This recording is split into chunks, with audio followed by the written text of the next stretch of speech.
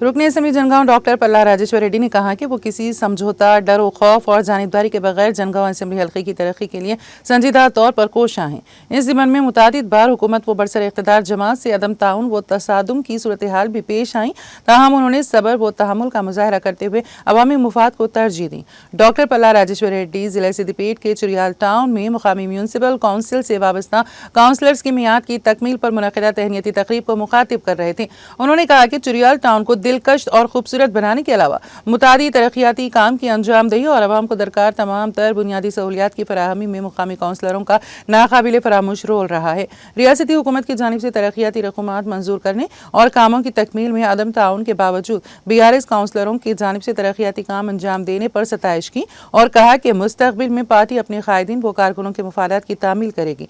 इस मौके पर सदर बल्दिया ई सरूपारानी, नायब सदर राजीव कुमार रेड्डी, बल्दिया फ्लोर लीडर मंगोल चिंटी, जुबैदा खातून, इकबाल के अलावा दीगर BRS कायदीन की शॉलपोशी के जरिए तहनीत पेश करके उनकी खिदमात की सताइश की गई।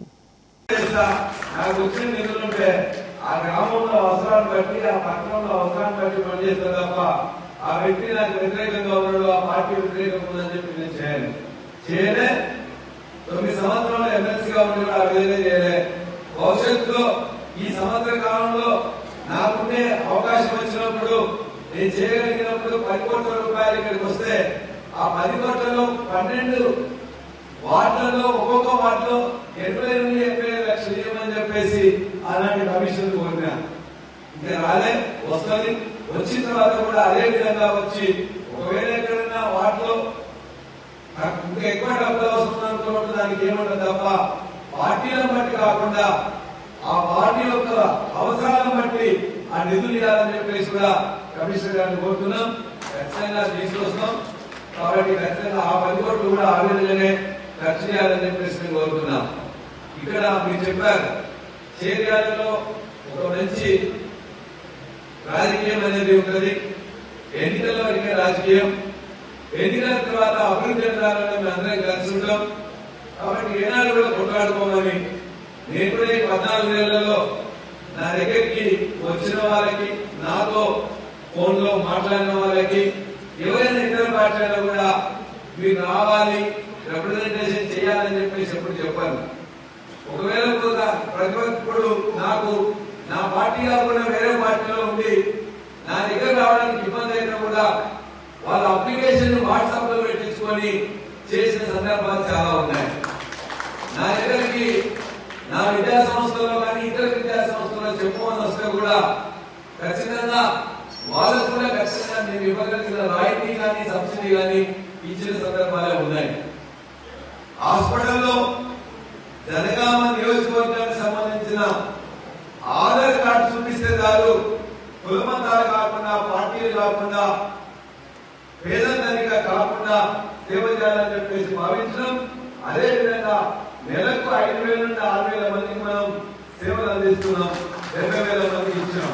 భవిష్యత్తులో కూడా ఏ పార్టీతో సంబంధం లేకుండా ఈ 4 సంవత్సరాల కాలంలో నా జనగామ ప్రజల యొక్క ఆరోగ్య సమస్యలు ఖచ్చితంగా తీరుస్తానని చెప్పి కూడా మీ అందరికీ మాట్లాడుతున్నాను. చివరిగా చాలా ఉత్సాహంతో వీళ్ళందరూ కూడా ఇక్కడ ఉన్నారు. కొంతమంది నాకు ఎన్నికల్లో పనిచేయచ్చు, కొంతమంది నాకు ఎన్నికల్లో పనిచేయకపోవచ్చు.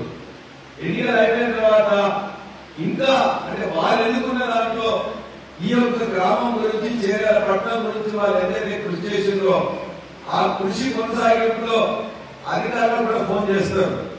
సార్ మీరు ఇప్పుడు అయిపోయింది కదా, మీకేం పని అని చెప్పి మీరు అడగకుండా మళ్ళా మీరు ఎన్నికలైన వరకు కూడా ఇక్కడ కూర్చున్న వాళ్ళు ఎవరు కూడా ఆ వార్డుల గురించి అడిగితే దయచేసి పని చేయాలని చెప్పేసి నేను కోరుతున్నా. ఎందుకంటే నేను ప్రోటోకాల్ నేను మాట్లాడవచ్చు, కానీ ఆ లోకల్ సమస్యలు వారికే తెలుస్తాయి. గెలుపుకోవడం తర్వాత ఇలా పని కోసం వాళ్ళు వచ్చినప్పుడు మాత్రం పార్టీలకు అతీతంగానే ఉన్న 12 మంది కౌన్సిలర్స్ ఎవరైతున్నారో వాళ్ళు చెప్పిన పనులు చేయాలని చెప్పేసి కూడా మా కౌన్సిలర్ గారిని నేను రిక్వెస్ట్ చేస్తా ఉన్నాను. చివరిగా ఒక మంచి వాతావరణంలో ఇక్కడ ఉన్న కౌన్సిలర్లు అందరూ కలిసి నన్ను ఆహ్వానించి నాకు ఈ మాట్లాడే అవకాశం ఇచ్చినందుకు మున్సిపల్ పాలక వర్గానికి మొత్తానికి కూడా నేను ధన్యవాదాలు తెలియజేస్తున్నాను. మీరు కూడా భవిష్యత్తులో ఏ పరంగా కూడా ఏ పనున్నా కూడా నాతో చేతనైంది ఖచ్చితంగా బరాబర్గా చేసి పెడతానని చెప్పి కూడా మాటిస్తూ ఇక్కడ ఉండే కోఆప్షన్ సభ్యులు కూడా అంతే ఈక్వల్ గా కష్టపడ్డారు. వారికి కూడా నేను అభినందన తెలియజేస్తున్నా. చివరిగా ఒకటే మాట చేయగల రెవెన్యూ డివిజన్ గురించి. నాకు రెవెన్యూ డివిజన్ అంతమంది చేపించి నాకు కొద్దిగా ఎమ్మెల్సీగా ఉన్నప్పుడు లాస్ట్ చివరికి 2 నెలల్లోనే ఒక ప్రయత్నం చేసిన. ఆనాడున్న ముఖ్యమంత్రి గారు ఖచ్చితంగా ఎలక్షన్ అయిన తర్వాత ఫస్ట్ జీవో ఇస్తా అన్నారు. ప్రభుత్వం నేను నది కల్పించిన ప్రభుత్వం రాకపోయేది నేను తీసుకురాలేకపోయినా. కానీ నాకు మొట్టమొదటి మాట్లాడే అవకాశం వచ్చినప్పుడు అసెంబ్లీలో నేను మాట్లాడిన ఫస్ట్ మాట చేయాల రెవెన్యూ గురించి. ఆ తర్వాత 3 సార్లు కూడా ముఖ్యమంత్రి గారికి నివేదించిన, అదేవిధంగా మిగతా అందరినీ కూడా లెటర్స్ ఇచ్చిన. చేర్యాల ప్రాంతం యొక్క గొప్పతనం, ఇక్కడి అవసరాలు, ప్రస్తుతం పడుతున్న కష్టాలు. ఇవాళ అగ్రికల్చర్ డిపార్ట్మెంట్ అయితే గజ్వేల్ పోవాలి, రెవెన్యూ డిపార్ట్మెంట్ అయితే సిద్దిపేట పోవాలి, ఎలక్ట్రిసిటీ పోలీస్ అయితే హుస్నాబాద్ పోవాలి, నియోజకవర్గ పనులు అయితే జరగాల పోవాలి. ఈ విధంగా అన్ని ప్రాంతాల పోయే బదులు ఒక చారిత్రక ప్రదేశమైన చేర్యాలలో అన్ని ఆఫీసులు వసతులు సమకూరున్నాయి కాబట్టి ఇక్కడ ఉండడం సబబు, న్యాయం, ధర్మం. కాబట్టి ఖచ్చితంగా చేర్యాల రెవెన్యూ డివిజన్ సాధనలో ఇక్కడ ప్రజల సహకారంతో, ఇక్కడున్న అన్ని పార్టీల యొక్క సహకారంతో మనం సాధించుకుందాం అని చెప్పేసి తెలియజేస్తున్నాం.